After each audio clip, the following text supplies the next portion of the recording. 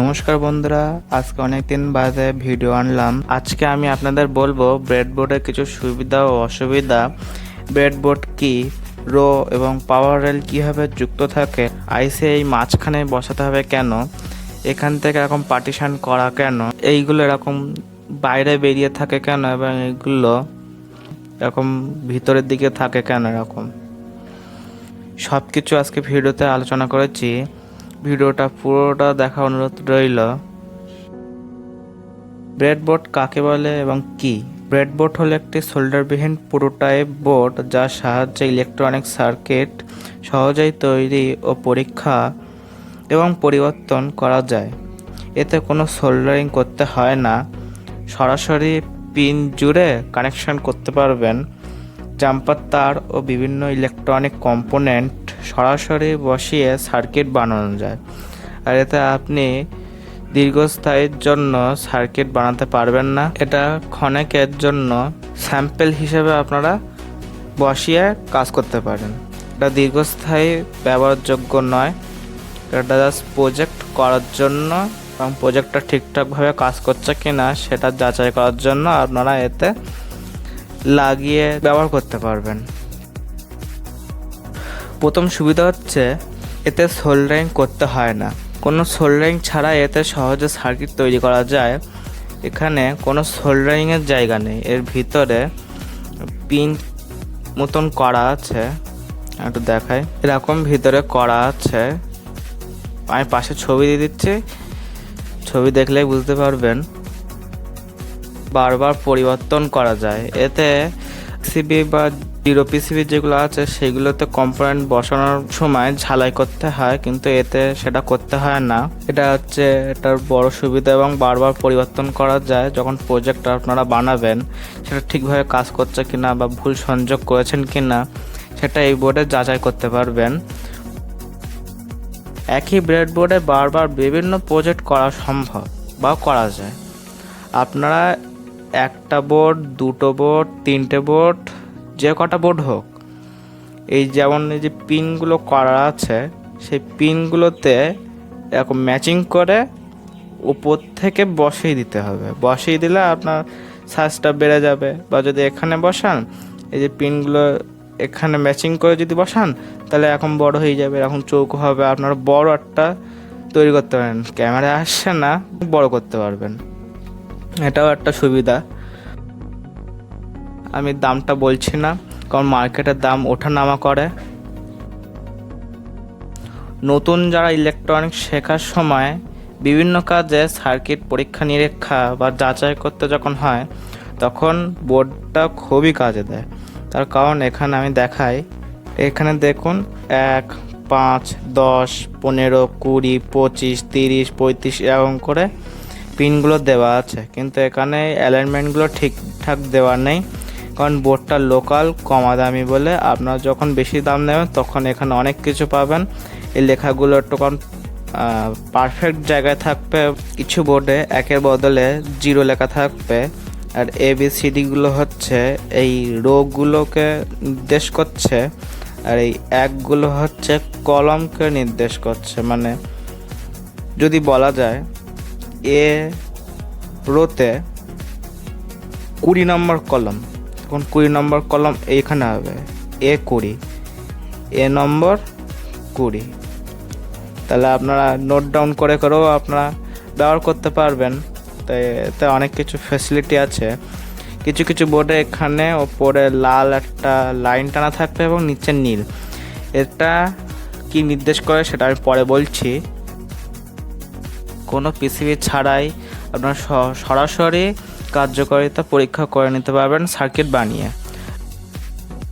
Soldering করতে তো হয় না, সোল্ডারিং ওয়্যার যেটা থাকে সেটাও আপনাদের কেনা প্রয়োজন হয় না। এই বোর্ডে অতিরিক্ত তাপে ক্ষতিগ্রস্ত হওয়ার ঝুঁকি থাকে না, খুব একটা থাকে না।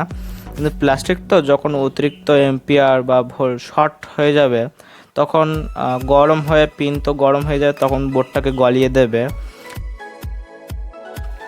যেখানে অ্যালফাবেট এবং নাম্বারিং করা থাকে, আপনারা লিখে লিখে সেটাকে কোথায় কোন জায়গায় কানেকশান করছেন সেটা খুবই সহজে আপনারা করে নিতে পারবেন।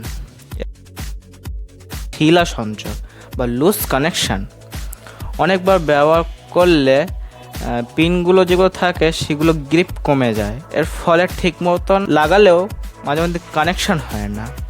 এটা সবথেকে বড় সমস্যা। এটা স্থায়ী নয়, বোর্ডটা বেশি দিন আপনারা প্রজেক্ট লাগিয়ে ব্যবহার করতে পারবেন না, কারণ ভিতরে যে ময়েশ্চার বা ফাঙ্গাস এগুলো জমে বোর্ডটাও ক্ষতি করবে এবং বোর্ডের যে প্রজেক্ট করা আছে সেটাও ক্ষতিগ্রস্ত করবে। কারণ সাধারণত বেশি কারেন্ট বা উচ্চ ক্ষমতা সার্কিট চালানো উচিতই নয় এই বোর্ডে, কারণ এই বোর্ডটা সেরকম বেশি হাই পাওয়ারের জন্য তৈরি করিনি। এটা জাস্ট স্কুল প্রজেক্ট বা কোনো প্রজেক্টের জন্য এই বোর্ডটা ব্যবহার করা খুবই ভালো। কীরকম সমস্যা?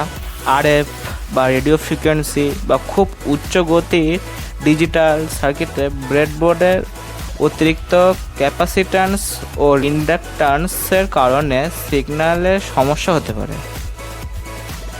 বড় সার্কিটের জন্য অনেকগুলো তার এতে সংযোগ করতে হবে, এর ফলে অনেক সময় গোজামিল খেয়েও যেতে পারে ইউজাররা।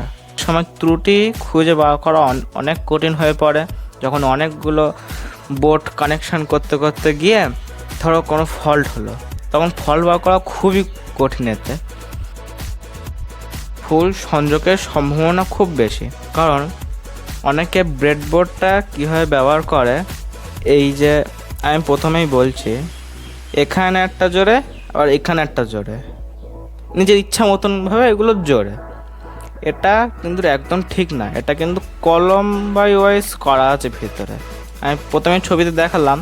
এবং উপরে যেটা হচ্ছে এটা হচ্ছে পাওয়ার রেল বলে এটাকে, যেটা থেকে প্রথমে পজিটিভ বা নেগেটিভও থাকতে পারে কিছু কিছু বোর্ডে।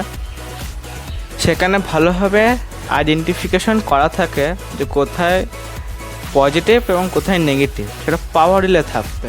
এবং অনেক সময় মাঝখানে সংযোগ নাও থাকতে পারে, এবং পিছনের যে আঠাগুলো অনেক দিন হয়ে গেলে না এরকম উঠে যায়, নষ্ট হয়ে গিয়েছিলো। এটা আমি ঠিক করেছিলাম একটু, আর একটা পিন ঠিক করতে গিয়ে হারিয়ে গিয়েছিলো। পিছনে একরকম মেটাল, যে এটা তো আঠা টাইপের, এরকম বসে আপনারা ব্যবহার করতে পারবেন। এর নিচে একরকম মেটাল প্লেট থাকে যেগুলো এই কানেকশানে কোনো সমস্যা করে না, কারণ আপনারা যখন এত জোরে প্রেশার দেবেন না, এই যে ক্লিপ যেগুলো থাকে যেটা দেখালাম, এই ক্লিপগুলো আস্তে আস্তে এই যে পিছন দিক থেকে উঠে আসতে থাকে। তো এটা ব্যবহার করার ফলে খুবই ভালো হয়।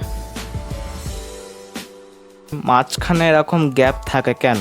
তো আমি একটা আইসি নিয়ে আপনাদের দেখাচ্ছি। তো আমার কাছে একটা আইসি আছে 555 টামার আইসি, আমি আপনাদের দেখিয়ে দিচ্ছি। এই যে NE555N, এটা একটা ফ্লিপ ফ্লপ বা পালস জেনারেটর আইসি, আপনারা সবাই জানেন। এই নিয়ে আমি একটা ডেডিকেটেড ভিডিও বানাবো। তো আমি এই মাঝখানেই জুড়ে নিচ্ছি, দেখুন কি সুবিধা।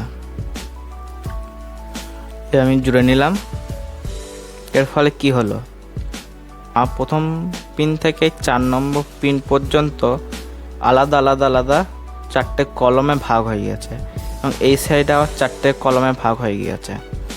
এর ফলে আপনারা এখান থেকে কানেকশান করে এটাকে বিভিন্নভাবে ব্যবহার করতে পারেন। টাইমার সুইচ হিসেবে, ফ্ল্যাশার হিসেবে আপনারা ব্যবহার করতে পারবেন।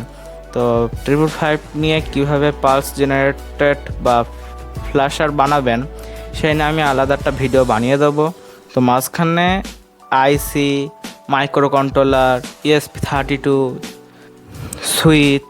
আজকের ভিডিওটা আপনাদের কেমন লেগেছে অবশ্যই জানাবেন। চ্যানেলে নতুন হয়ে থাকলে চ্যানেলটা সাবস্ক্রাইব করে পাশে থাকা বেল আইকনটা অন করে দেবেন। দেখা হবে পরে কোনো ভিডিওতে। সবাই ভালো থাকবেন ও সুস্থ থাকবেন।